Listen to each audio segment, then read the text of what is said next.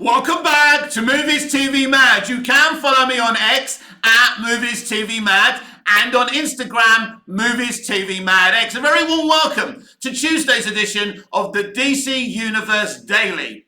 Last year, James Gunn cast David Corenswet as his Superman. But David has coveted this role for a very, very long time. In fact, back in 2019, he told EW.com that he really wanted to be Superman and that he wanted to play a more optimistic version of the character, going back to the character's roots. I thought it'd be interesting and fun on today's show to go back to that interview and see what he had to say and analyse David's thought process towards playing Superman. I'm officially not taking a position, Corenswet told EW in 2019 when asked if he thought there was a resemblance between him and the British actor Henry Cavill. I think that's the way to go, but it has come to my attention. It actually came to my attention before the internet got a hold of me. And my sort of pie-in-the-sky ambition is definitely to play Superman. I would love to see somebody do a really upbeat throwback, he said. I love the Henry Cavill dark and gritty take. I would love to see the next one be very bright and optimistic. There's more.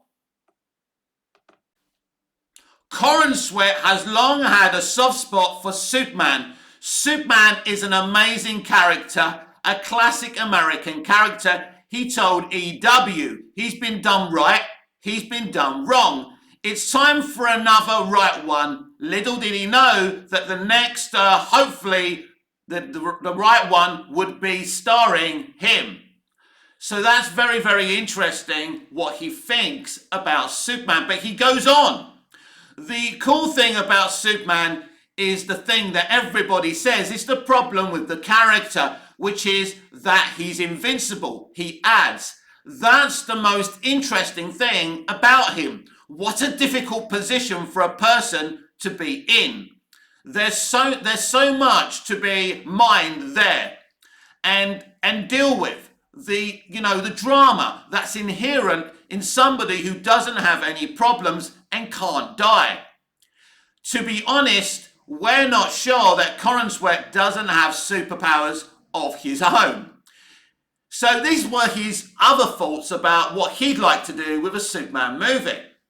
It should deal with Lois Lane, he positioned, and then Superman can just come in as the love interest. So let's take a look at these comments and let's see, what we think about David's thoughts on Superman.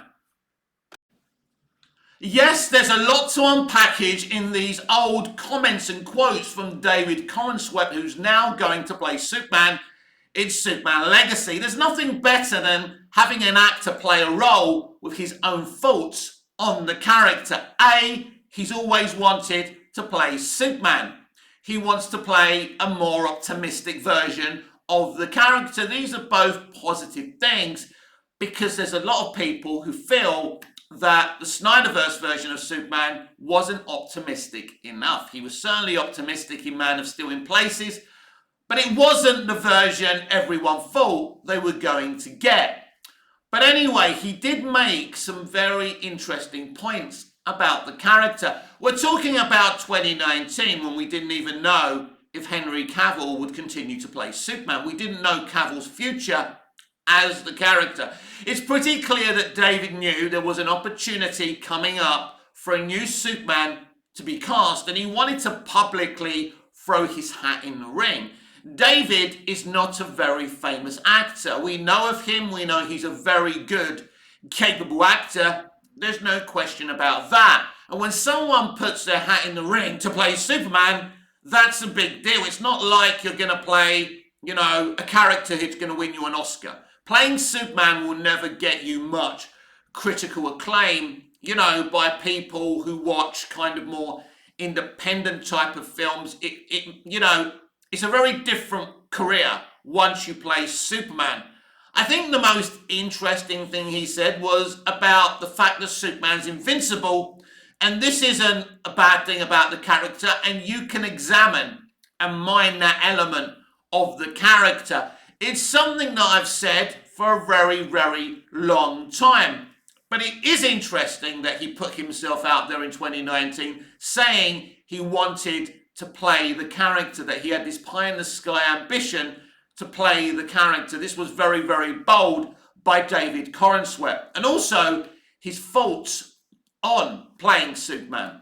But also talking about how there's been good versions on Superman and bad versions on Superman. Now, we don't know what he thinks are good and bad versions of Superman. We can only hazard a guess, and it's not worth hazarding a guess and putting words in David's mouth. But I think the very reason, the fact that David has all these brilliant faults on playing Superman can only be a positive. I really believe that. It's great that he came out back in 2019 and threw his hat in the ring. He is going to play Superman. Maybe you're excited about that. Maybe you're not excited about that. I certainly am excited that we got a brand new Superman. It doesn't mean I'm happy about the way Henry Cavill was treated. It doesn't mean I don't love Henry Cavill as Superman. But we are where we are. We are in the present, as I always say. And I'm just trying to focus, on the forward way of thinking on DC and Superman. Because personally, I want all of this to be a success. I want someone to come in here and make a great Superman movie that the public embrace. I want to see a great DC universe that the public embrace. Finally, I'm fed up of us playing catch up with the Marvel Cinematic Universe. I'm fed up, and we're now, in a situation where the kind of vibe of the superhero movie has gone. It's not as much of a trend. People talking about, comic book movie fatigue. And I've explained before, I don't believe there is a fatigue. But I do believe it's harder to sell superhero movies to the public. Last year's DC movies prove that to be successful with a superhero movie, you actually have to make a really good one. Now, back in the peak of the MCU, you didn't have to make really, really great comic book movies. The Marvel Cinematic Universe had the aesthetic of, oh my God, it's the next one. I have to see it. It doesn't matter if it's good, bad, or indifferent, or mid. I have to see it, or I'm not going to be able to follow the continuing story. And that was really the vibe with the MCU. But nowadays, you have to make great, iconic movies for them to make money. And that's what the MCU are going to have to do. Like this year, they've got one MCU movie. They've got other shows on D+, but there's only one movie, and that's Deadpool 3. That movie will have to be really good. The public are watching, and they're not going to take any shit from anyone anymore. So there's no question that Superman Legacy has to be a really good take on the character to succeed. Now, nobody really knows what James Gunn's take on this character is going to be thoroughly. We know that he's going to examine the fact that Superman is a good guy in a world that believes being good is a bad thing, right?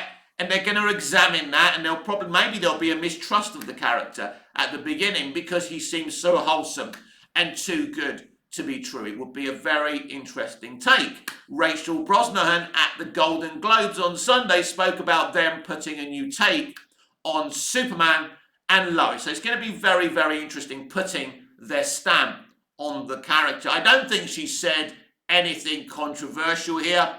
She spoke very, very briefly on Superman Legacy. It's clear she's been told not to say too much and not to say anything dumb, right? That's going to upset the fans. I think that's important here because WB really need, for us to fall in love with Rachel as Lois even before we see her as Lois, and to fall in love with David as Clark and Superman before we see him as Clark and Superman.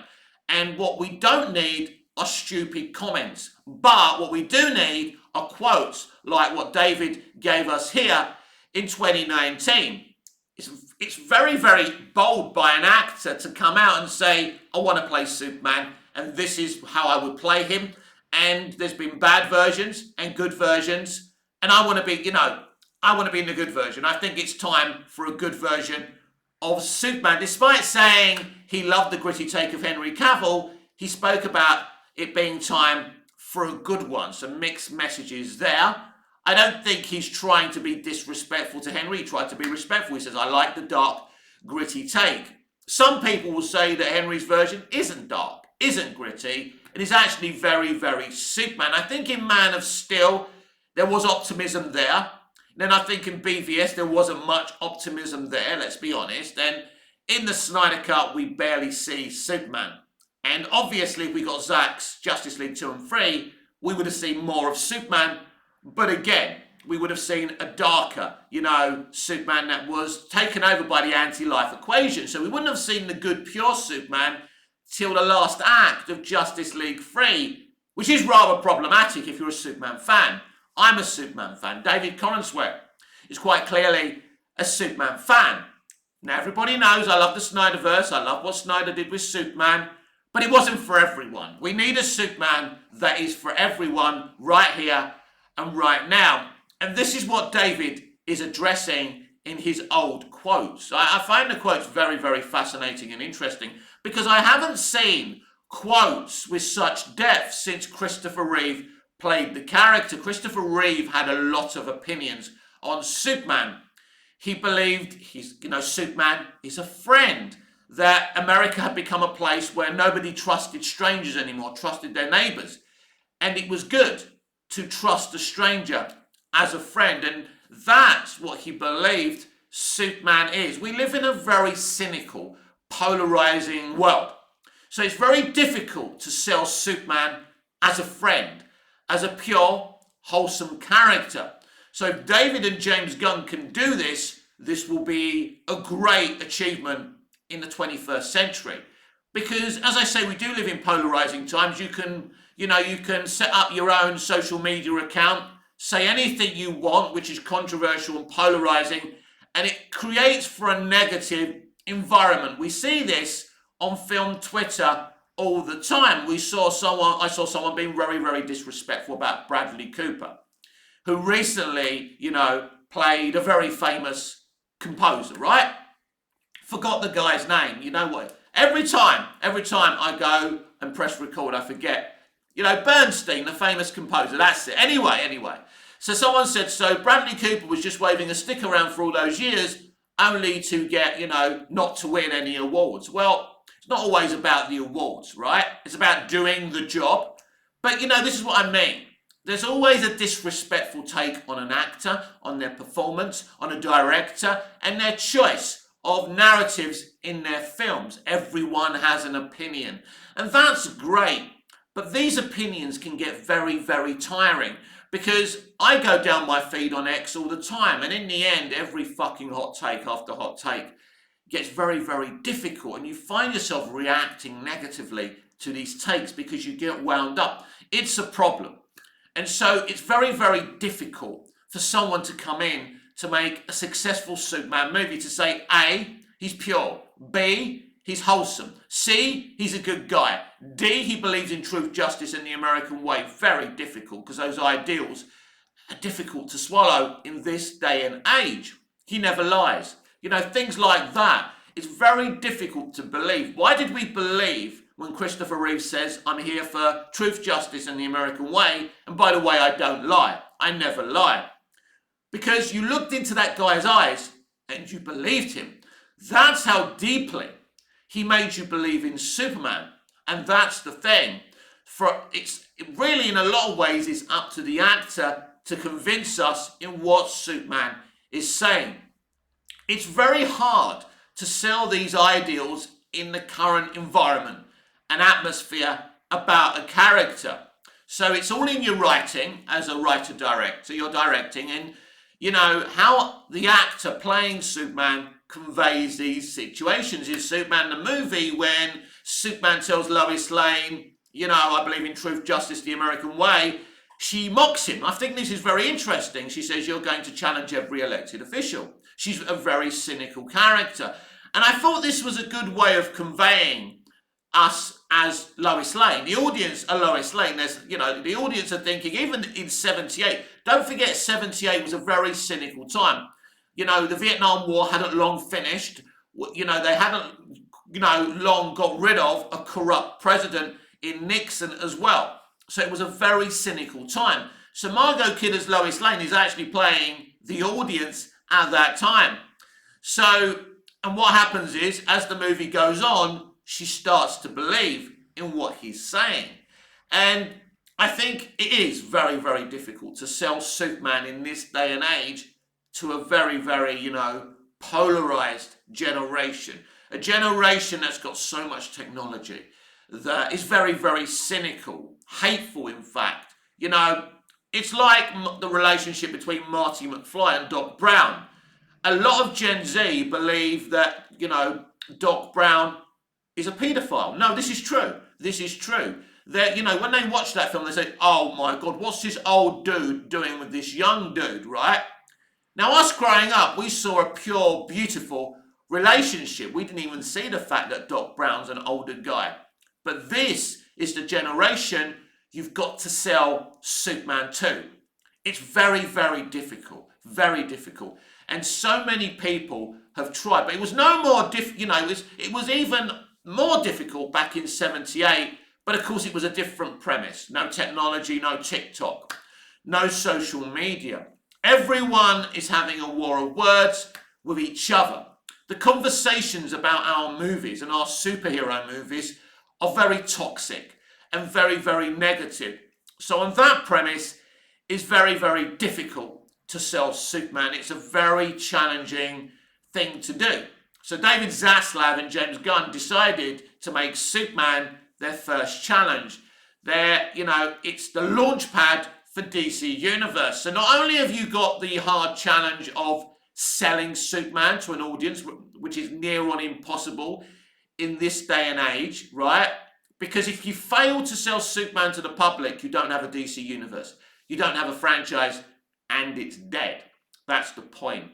Because they want to launch this billion-dollar franchise. They want to launch a franchise that, people will come in and every movie is $1 billion, gets high scores on Rotten Tomatoes, gets 90% on Rotten Tomatoes, is lauded by the public and critics at the same time, like the MCU was. The MCU had a perfect storm.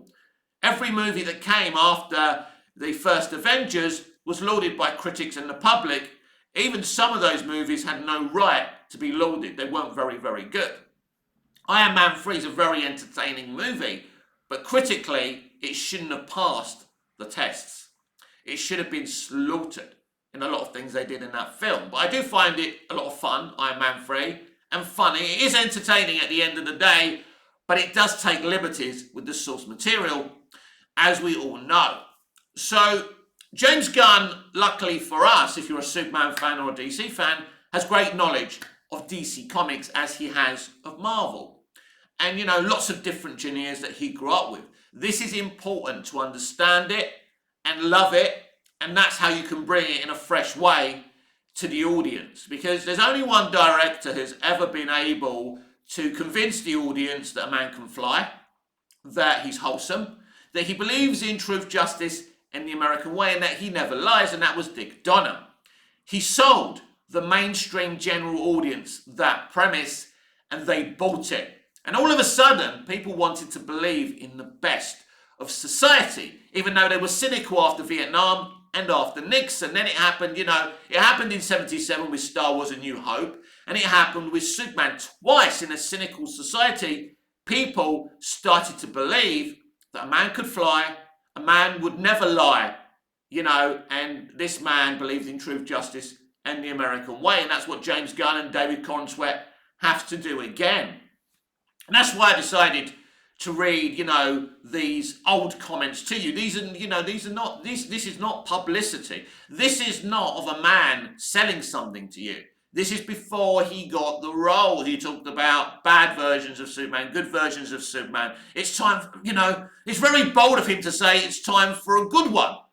I've got this pie in the sky ambition to play Superman. These are very, very bold things to say.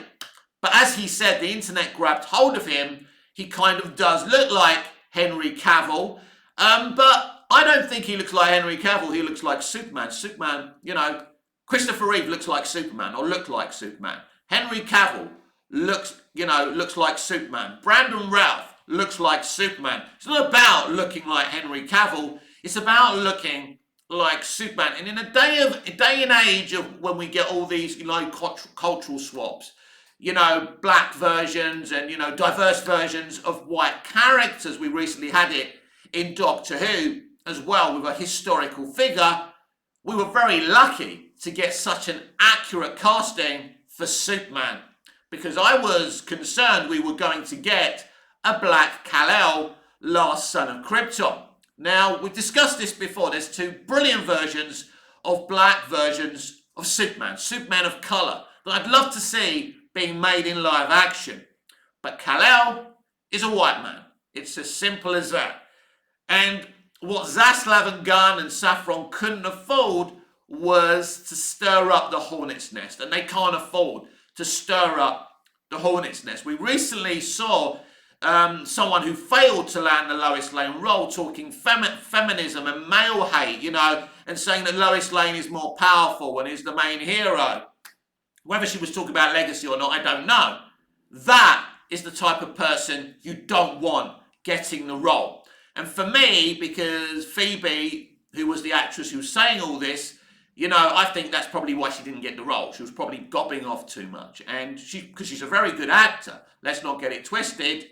But you can't have these people talking this shit. Pardon my French. We want a proper good shoot for Superman Legacy where we're getting hyped and excited.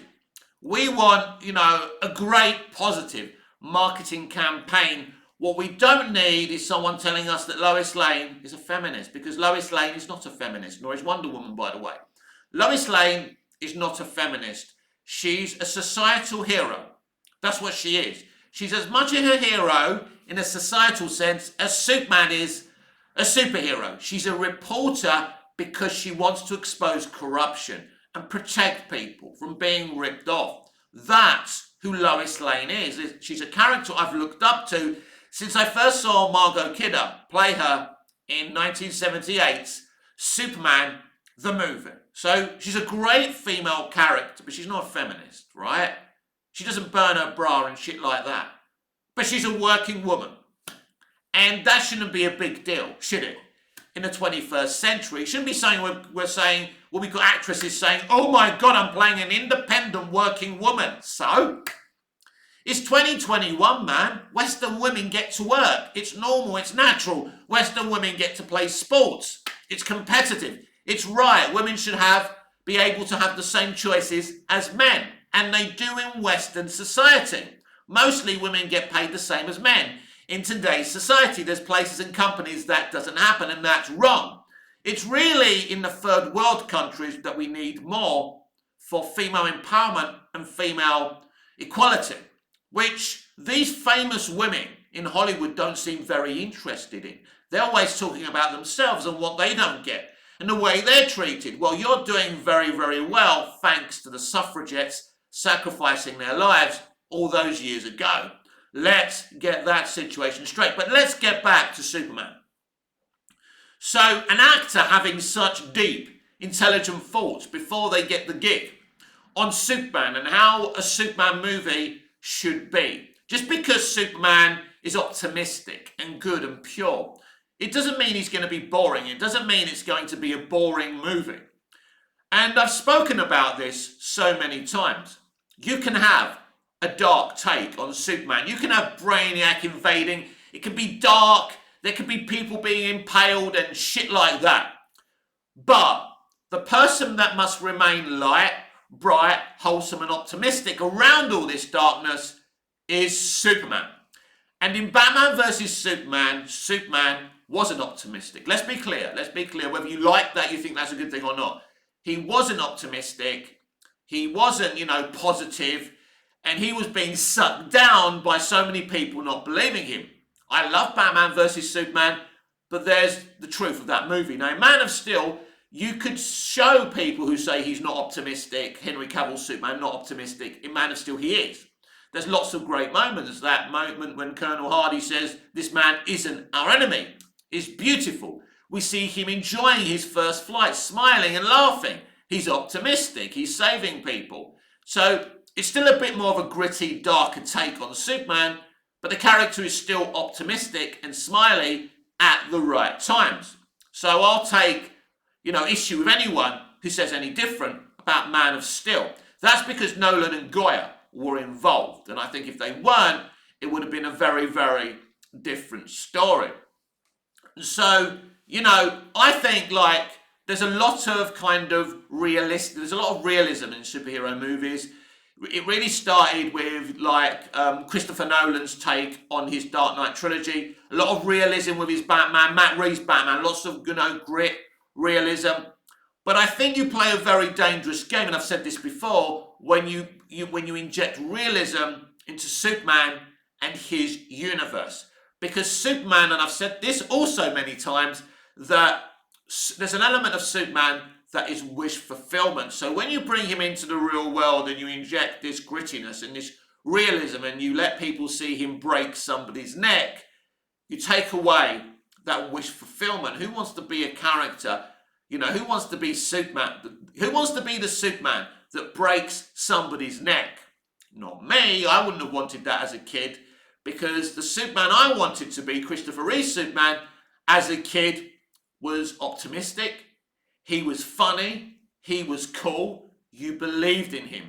The most important thing was, even if you didn't want to be Superman, you looked up to him. He was our hero. So at the end of the movie, when he tells the warden, "Don't thank me, warden, we're all part of the same team," you think, yeah, we're all part of the same team, Superman. And he flies around the globe and he smiles. It's all very corny, but it's beautiful. And after you finish watching that film, you feel $1 million. And that's the idea. And that's what we need David Corenswet to give us in Superman Legacy. But it also has to set up the DC Universe. This movie has so many different challenges. And it's an uphill struggle, as we saw with Man of Steel, to launch a universe and to bring in the general audience to love Superman. And the problem with Man of Steel as well, that we already had the Avengers movie in 2012. So Man of Steel was being compared to a team-up movie, the first team-up movie in cinemas. Well, apart from Watchmen, of course, which is a very different beast. So it had a lot to live up to, and because they brought in Snyder and Nolan and Goya, they wanted to be very contemporary, inject realism and grit into that world and that character. And because the MCU had, it was very wish fulfillment wise, really. If you look at Iron Man, Iron Man, you could make because Iron Man, is a clever guy. If you have the money, maybe you could create a suit like that. There's some realism to Iron Man, but the take on Iron Man didn't have a lot of realism and grit into it, which I found very, very interesting. So they went for the whole fantasy-based thing. And James Gunn says DC Universe will be even more fantastical than the MCU. I mean, not that the MCU was that fantastical, so I'm all for that, because we've seen the realism and, bringing Superman and Batman into the real world. And we know that Brave and the Bold will be also very fantastical, because if you read the series of graphic novels, titled Brave and the Bold, if you watch the animated series, it is fantastical, it is fun, it is lighter. And with Matt Reeves having a darker, more realistic take at Batman, we don't need another darker, realistic take at Batman. We need the Brave and the Bold vibe. We need the Bat family. We need a brighter, lighter tone, right? But I don't expect Superman Legacy to be overly joking. But I do expect it to have gags. All James Gunn movies do have gags. There's some people who believe it's a sin to have gags and jokes in comic book movies. And some people believe taking it too seriously is a sin as well. I don't think either is bad or a sin. I think you can have gags in a CBM, and you can have CBMs that take themselves really, really seriously. That's why I love the Snyderverse. But I also love, Dick Donner's take at Superman in Superman the movie. So I think you can do both. But I do think it's time for DC to attempt to do something that attracts the general audience. It's not about just being brighter and lighter and having gags, as the DCEU attempted when they pushed Snyder out. It's not just about that, right? It's about making these characters relatable to the general audience, and having Superman break Zod's neck was never ever going to do that. I didn't have a deep problem with that, but ultimately you were never going to bring a lot of people to the table once you did that.